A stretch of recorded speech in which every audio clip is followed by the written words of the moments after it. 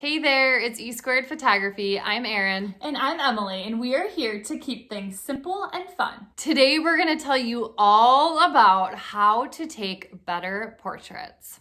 And make sure to stick around all the way till the end because we have some special news and something special just for you. We promise by the end of this video, you're going to learn a little bit about lighting and manual mode and why it's so important to getting you those better portraits. And for the best photography tips and tricks, make sure to subscribe to our channel and hit the bell for notifications of future videos. If you're anything like us, when we first started out, we did not understand anything and we were so focused on all of the buttons and the pieces of the camera that we didn't even think about something that was so important, and that is lighting. Lighting is key.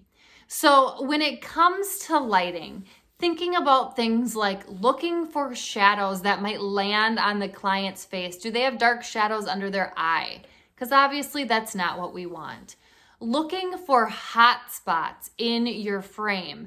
So are there spots of sun behind you that are just very bright and just draw the eye right to that rather than the clients themselves? Are there hot spots or sunspots right on the client's shoulder or face? We want to eliminate those distracting things if possible as well. We always look for something called open shade.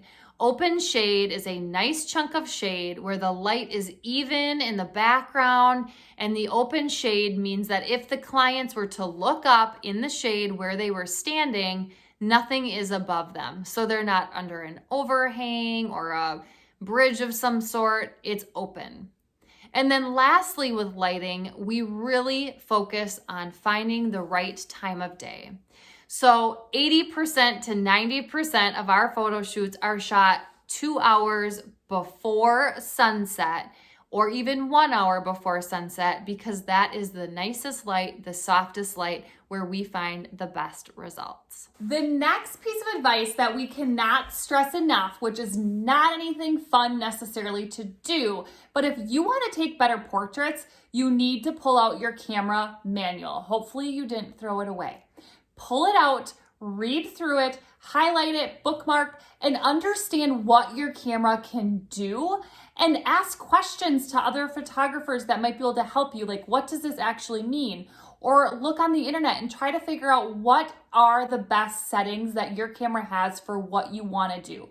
Really dive in deep and start to understand that. And one other big important reason you want to pull out that boring manual is that when you are at a session and something does go wrong, you feel more confident looking at your camera and knowing what everything means. Now, you're not going to know everything right away from top to bottom with your camera, and some things you don't even need to know within your camera, but it's good to have a general understanding of the different pieces that you can adjust in different camera settings you have. Comment below right now and tell us what is one big frustration with your camera itself that you just can't seem to understand. The next thing that is going to lead you to dramatically better portraits is understanding manual mode. So get out of automatic mode and jump into manual mode.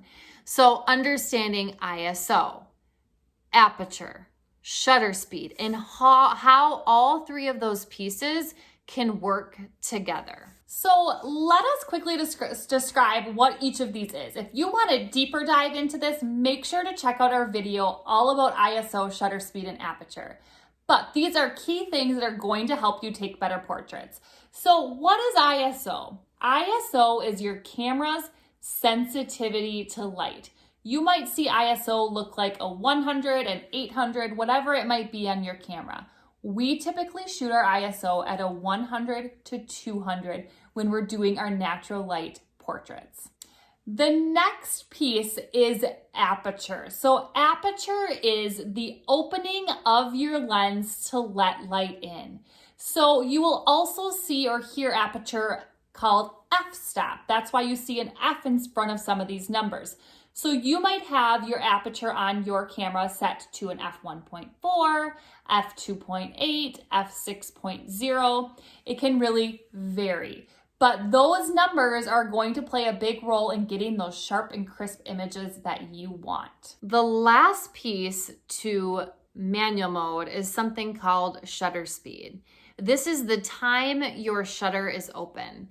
So you might see something, a 1/60, which is a slower shutter speed. It's open longer, a 1/200, or a 1/3000, or anything and anything between that. A 1/3000 then would mean that it's open very quick, so it's letting less light in. So if all of that right now is just really overwhelming and sounds confusing and you want to simplify it and know how to put those all together and really understand the secret to making manual mode simple, we are going to be having a free training coming out soon. So make sure you are paying attention for when that comes out, and you can sign up for that and get your hands on a free 1-hour training all about manual mode and how we make it simple.